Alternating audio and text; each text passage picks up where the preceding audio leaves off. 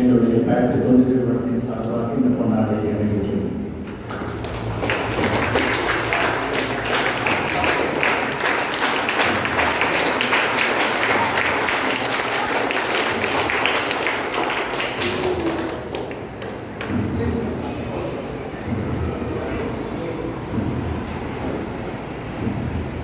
எல்லோருக்கும் இனிய மாலை வணக்கம். உங்கள் பல பேருக்கு எனக்கு தெரிஞ்சிருக்குன்னு நினைக்கிறேன். போன வருஷம் எல்லா கிளாஸுக்கும் நான் வந்திருக்கேன். ஸோ பார்த்தீங்கன்னா நாங்கள் வந்து முயற்சி ஃபாதர் வந்து மேக் பண்ணிக்கிட்டே இருந்தோம். அந்த வார்த்தையை கரெக்டாக சொல்லணும்னா மேக் பண்ணிக்கிட்டே இருக்கோம். சார் எப்போ சார் ஆரம்பிச்சுட்டு எப்போ சார் ஆரம்பிச்சுட்டு. ஸோ சார் வந்து ஒரு டைம் இருக்கும், பட் ஆரம்பிச்சதான் அப்படின்னா ஸோ இப்படியே இதாக மாதிரி வச்சுருக்காங்க. நம்மளுக்கு ரொம்ப ஆக்சுவலாக பார்த்தீங்கன்னா இந்த மாடல்லேயே நாங்கள் வந்து இன்னொரு இன்ஸ்டியூஷனோடையும் ஒரு பண்ணுறதுக்கு ஒரு புதுதலாக ஒரு கைடன்ஸ் இருந்தது. ஸோ இந்த கிளாஸஸ் மூலமாக நீங்கள் எல்லோரும் பயன்படுறோம். இப்போ வந்து ஆக்சுவலாக நம்ம வந்து நம்மளுக்கு இந்த மீட்டிங்கில் வந்து போன வருஷமே கலந்துக்காத எங்களோட ட்ரஸ்டி மெம்பர் ஒருத்தர் வந்திருக்காரு. அவர் கூட பேசுகிறாங்க. திரு தீபக் அவர்களே பேசுகிறாங்க.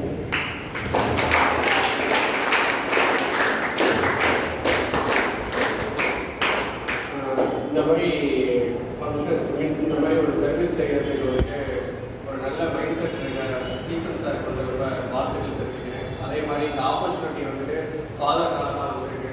ஸோ அதுவும் இல்லாமல் இந்த 1 இயர் முடிஞ்சு 2nd இயர் நம்ம போகிறோங்கிறது ரொம்ப சந்தோஷமாக இருக்குது.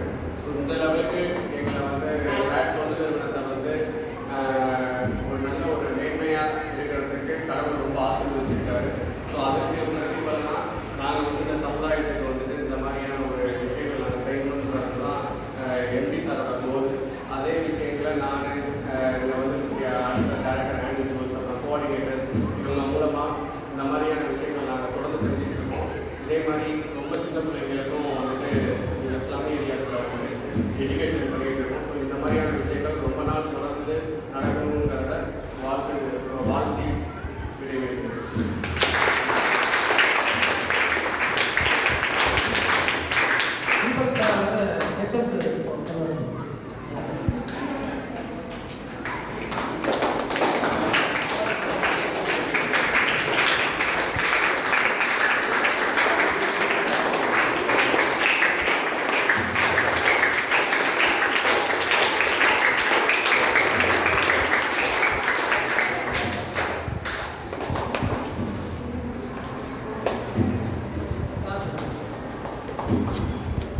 என்னுடைய அன்பான இனிய மாலை வணக்கம். கடந்த வருடம் இதை ஆரம்பித்தோம். இதை ஆரம்பிப்பதற்கு முன்னால் நான் அந்த கூட்டத்தில் நான் பேசும்பொழுது சொன்னேன், இதே போன்ற வகுப்பு புதுக்கோட்டை மாவட்டம் இலுப்பூரில் நாங்கள் ஆரம்பிச்சிருக்கிறோம். அந்த இலுப்பூரில் ஃபாதர் யூஜின் அப்படிங்கிறவர் இருக்கிறாங்க. அவங்க ஒரு உந்துதல் சக்தி. இவர் எப்படி உங்களுடைய ஃபாதர் ஒரு டைனமிக்காக இருக்கிறாரோ அதே போல ஈக்குவலாக அவர் ஒரு டைனமிக்காக இருப்பாங்க. அவங்களுக்குலாம் ரெஸ்டே கிடையாது. முதல்ல நான் சொல்கிறத புரிஞ்சுக்கிங்க. ஃபாதர்ஸுங்க வந்து தூங்குற நேரம் 2 மணிலேருந்து 4 மணி வரைக்கும் தூங்குவாங்க. இவங்கெல்லாம் எந்த கேட்டகரியும் கிடையாது, இவங்க தூங்குறதே கிடையாது ஃபாதர்ஸ் எல்லாம். அந்த மாதிரி அவரும். அதனால் எப்படியாவது இந்த சமுதாயத்தை நம்ம முன்னுக்கு கொண்டுகிட்டு வரணும் அப்படின்னு சொல்லிட்டு ஒவ்வொரு மட்டத்தையும் அவர் வந்து தேர்ந்தெடுத்தார். அப்போ தேர்ந்தெடுக்கும் பொழுது நீங்கள் யூத்துக்கு ஏதாவது செய்கிறீங்களா அல்லது ஸ்டூடெண்ட்ஸுகளுக்கு ஏதாவது செய்கிறீங்களான்னு கேட்டார். அப்போ தான் நாங்கள் வந்து ஆட்டோமேட்டிக்காக நாங்கள் ரெஸ்பாண்ட் பண்ணணும். உடனே அந்த வகுப்பு நடத்துறதுக்கு அவர் எடுத்துக்கிட்ட பிரயாசை எல்லாமே அவருடைய பேரிஷ் ஹவுஸில் தான் நடக்குது. இங்கேயாவது ஸ்கூல் இருக்குது, இந்த ஸ்கூல் கிளாஸில் அழகாக நம்ம நடத்துகிறோம். அங்கே வந்து பேரிஷ் ஹவுஸை மாற்றி அமைச்சார். மேலே வந்து டைல்ஸ் போட்டு அவங்க ஸ்டூடெண்ட்ஸ் உங்களுக்கு மாதிரி உள்ளவங்களுக்கு எல்லாத்துக்கும் ஒரு லெட்டின் பாத்ரூம் வச்சு ஊர் காரியக்காரங்களை வரவழைச்சு ஏதாவது கரண்ட் ராத்திரியில் போயிடுச்சுனாக்க அதுக்காக யூபிஎஸ் வச்சு இது போலலாம் செஞ்சார். அது செஞ்ச பிற்பாடு எங்களுடைய என்டூர் வந்து கொஞ்சம் கூட குறையவே இல்லை, இன்னும் மிகைப்பாடாக இருந்தது. ஃபாதர்கிட்ட நான் இதே அனுபவத்தை ஷேர் பண்ணிட்டு இருந்தேன் ஒரு தடவை. அப்போ ஒய்நாட் அட் ஏஎம்ஆர்சியில் முடியவர் எங்கள் ஸ்கூலில் கூடாதா? அப்போ வந்து பேரிஷ் பிரிஸ்டாக இருந்தாங்க. எங்கள் ஸ்கூலில் கூடாதா அப்படின்னு கேட்டாங்க. ஒய்நாட் அப்படின்னு நான் உடனே ரெஸ்பாண்ட் பண்ணினேன். Really marvellous. எனக்கு இந்த மாதிரி ஒரு அனுபவத்தை உங்கள்கிட்ட இப்போ 1 வருஷமாக நீங்கள் நடந்துட்டு இருக்கக்கூடிய அனுபவத்தை ஒரு அக்கறம் வழியாக தான் நான் வந்து தெரிஞ்சுக்குவேன். அவர் வந்து உங்களுக்கு காலையில் உங்களுக்கு ஒரு செய்தி அனுப்புவார், அதெல்லாம் நீங்கள் வாசிக்கிறீங்கன்னு நினைக்கிறேன். அது அல்லாமல் அதை எப்படி அவர் ஃபாலோ பண்ணுறாருங்கிறதுலாம் எனக்கு நல்லாவே தெரியும். இதே எக்ஸ்பீரியன்ஸை திண்டுக்கல் டயசிஸ் திண்டுக்கல் மறை மாவட்டம்னு சொல்லுவாங்க இந்த கிறிஸ்தவ இதில். அதில் இருக்கக்கூடிய ஒரு சான்சலர், அதுக்கு கல்விக்கு பொறுப்பானவர் ஒரு ஃபாதர் ஜான் பீட்டர், அவர்கிட்ட பேச நேர்ந்தது. உடனே அவர் வந்து சகாய மாதா ஹையர் செகண்டரி ஸ்கூல் திண்டுக்கல், அதில் ஏன் நீங்கள் ஆரம்பிக்க கூடாது அப்படின்னு சொன்னார். உடனே நான் அப்புறம் அவரை நான் அந்த இடத்துக்கு அனுப்பிச்சிருக்கேன் லாஸ்ட் வீக்கு. உடனே அங்கேயும் நம்ம ஆரம்பிக்கிறோம். இது எதுக்காக நான் சொல்றேன்னா, பெருமைக்காக இல்லை. நாங்களாம் நடத்தக்கூடிய 24 சென்டர்ஸ் இருக்கு. நாங்களாம் நடத்தக்கூடிய 24 சென்டர்ஸ் நாங்களே டீச்சரை போட்டு நாங்களே நடத்திட்டு இருக்கிறோம். அங்கே இல்லாதது இங்கே என்ன இருக்கு அப்படின்னாக்க, எங்களுக்கு அட்டண்டன்ஸ் ப்ராப்பராக இருக்கு.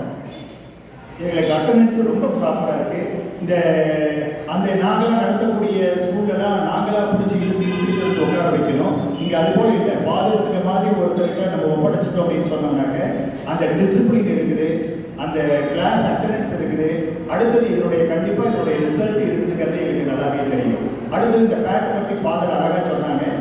பேட்டுங்கிறது nothing but people's action for transformation. உங்களுக்கு புரியறது மாதிரி நான் சொன்னேன்னா, ஏதாவது நீங்கள் மாறுபடணும், ஏதாவது ஒரு பொடி கொடுக்கணும், ஏதாவது ஒரு புது பொழிவு எடுக்கணும், ஒரு மறுமலர்ச்சி அடையணும், அல்லது ஒரு பெரிய சிறப்பு நிலையை அடையணும் அப்படின்னாக்க வேற யாரையும் நீங்கள் செயலில் ஈடுபடுத்தக்கூடாது. நீங்கள் தான் அதுக்கு காரணியாக இருக்கணும். நீங்கள் சின்ன பையனாக இருந்தாலும் நீங்கள் தான் அதுக்கு காரணியாக இருக்கணும். சிறுமிகளாக இருந்தாலும் நீங்கள் தான் காரணிகளாக இருக்கணும். நீங்கள் தான் அதுக்கு செயல்பாடாக இருக்கணும். யாரோ ஒருத்தர் எனக்காக வந்து தூக்கி விடுவாங்கன்னு நினைக்கவே கூடாது வாழ்க்கையில். அதனால உங்களுடைய செயல்பாடு உங்களுடைய மறுமலர்ச்சிக்கு வழிவகுக்குது அப்படிங்கிறது தான் எங்களுடைய நிறுவனத்தினுடைய ஒரு தத்துவம். ப்ளீஸ், அதனால இந்த கிளாஸை நீங்கள் சரியான முறையில் எவ்ரிடே நீங்கள் அட்டன் பண்ணுனீங்க அப்படின்னு சொன்னோம்னாக்க ஒரு சிறப்பான நிலையை நீங்கள் அடைவீங்க. அதற்கு ஒரு ஊன்றுகோலாக இருக்கிறதுக்காக மட்டும்தான் நாங்கள் ஒரு 27 சென்டர் இப்போ வந்து அந்த திண்டுக்கல் மாவட்டத்தில் சேர்ந்தோம் அப்படின்னாக்க 28வது சென்டரில் நாங்கள் நடத்துகிறோம். இதில் இந்த காம்படிஷன்ஸ் மற்ற இடத்துலலாம் நம்ம என்ன நடத்துகிறோமோ அதை கொஞ்சம் பண்ணிட்டு நம்மளுடைய ஆண்டு விழாவில் அதை கொஞ்சம் சேர்க்கறது சரிங்களா? அடுத்தது என்னுடைய நண்பரை பற்றி நான் உங்களுக்கு சொல்லணும். அவர் பேர் ஜெரால். நான் எனக்கு வயசு இப்போ 72. அந்த பையனுக்கு என்ன 60 கூட தொட்டிருக்க மாட்டான். அந்த பையன் MSW படித்தவர். அவர்கிட்ட பிடிச்ச ஒரே ஒரு கேரக்டர் எனக்கு என்ன தெரியுங்களா? அந்த பையனை எப்படி எனக்கு 20 வருஷமாகவே தெரியும். இப்போ நாங்கள்லாம் பல ட்ரைனிங்க்கு போகிறோம், பல ஒர்க் ஷாப்புக்கெல்லாம் போகிறோம். அவர் வருவார், போய் கடையில் போயிட்டு ஏதாவது வச்சு கேட்போம், அல்லது வடை கேட்போம், அப்படி இல்லைன்னா ஏதாவது மிச்சர் கேட்போம் அப்படின்னு. நான்லாம் எடுத்து அப்படியே சாப்பிடுவேன், அப்படி கடுதாசியை தூக்கி போட்டுருவேன். அவர் என்ன செய்வார், ஒரு கையில் அந்த பேப்பரை வச்சுக்குவார், இதில் சாப்பிட்டுட்டே இருப்பார், வாசிப்பார். எந்த பேப்பர் எடுத்து வாசிப்பாரு? அந்த டிஃபன் கொடுக்குறாங்க டீ கடையில், அந்த பேப்பர் துண்டு பேப்பராக இருந்தாலும் அவர் வாசிப்பார். அந்த வாசிக்கக்கூடிய பழக்கம் இன்னைக்கு அவர் வந்து எங்கேயோ போய் நிப்பாட்டி இருக்குது. அவரு எந்த டாபிக்கை கொடுத்தாலும் ஒரு நிமிஷத்துல ப்ரிப்பேர் பண்ணி அவர் MSW படிச்சதுக்காக நான் சொல்லலை. அவர்கிட்ட இருக்கக்கூடிய அந்த வாசிப்பு, அந்த ஹேபிட் ரொம்ப ரொம்ப ரொம்ப ரொம்ப முக்கிய வாழ்க்கையில். நீங்க வாசிக்கிறேன்னா நம்ம மனுஷனே இல்லை. எனக்கெல்லாம் கோபதாபங்கள் எக்கச்சக்கமா இருந்துச்சுன்னு வச்சுக்கிறேன். ரூமு போய் மூடுவேன், புத்தகத்தை எடுப்பேன், அப்படியே வாசிச்சனாக்க ஒரு மனசு அமைதிப்படும். அதனால இந்த வாசிக்கிறது உங்களுடைய புத்தகம் மட்டும்தான் கிடையாது. எங்க போனாலும் ஒரு பேப்பர் கிடைக்குதா, ஒரு துண்டு பேப்பர் கிடைக்குதா, அதை எடுத்து அதுல என்னதான் இருக்குதுன்னு கொஞ்சம் வாசனை. அந்த வாசனையில் தான் நம்மளுடைய சுவாசத்துக்கு எப்படி நம்மளுடைய உயிர் வாழ்றதுக்கு சுவாசம் முக்கியமோ அது மாதிரி உங்களுடைய குழந்தை பருவத்துக்கு, பள்ளி பருவத்துக்கு அந்த வாசிப்பு அதுதான் உங்களுடைய உயிர் மூச்சு. தயவு செய்து இந்த ஒரே ஒரு இதை மட்டும் நீங்க உள்வாங்கிக்கணும். எப்படி உயிர் வாழ்றதுக்கு சுவாசம் முக்கியமோ அது மாதிரி உங்களுடைய ஸ்டூடெண்ட்ஸ் பருவத்துல, மாணவ மாணவிகள் பருவத்துல எது முக்கியம்? வாசிப்பு. அதுதான் சுவாசம் மாதிரி. தயவு செய்து வாசிங்க. இதுக்கு மேல எனக்கு எது சொல்றதுக்கு இல்லை. நீங்க வாசிச்சு பாருங்க, அப்புறமேலுக்கு அதனுடைய அருமை தெரியும். புரியுதுங்களா? அதனால துவக்க காலங்கள் எல்லாம் ஏதாவது ஒரு பெரிய புத்தகம் கையில கிடைச்சதுன்னா நான் பெருமையா போய் லைப்ரரியில உட்காந்து வாசிக்கிட்டு இருப்பேன். யாராவது என்னை பார்த்தா என்ன சொல்லுவாங்க, சார் அண்ணன் எத்தனை பெரிய புத்தகத்தை எடுத்து வாசிக்கிறாரு அப்படின்னு சொல்லுவாங்க. இப்ப அது மாதிரி புத்தகம்லாம் பெரிய புத்தகம்லாம் தேவையில்லை. எது இருந்தா போதும்.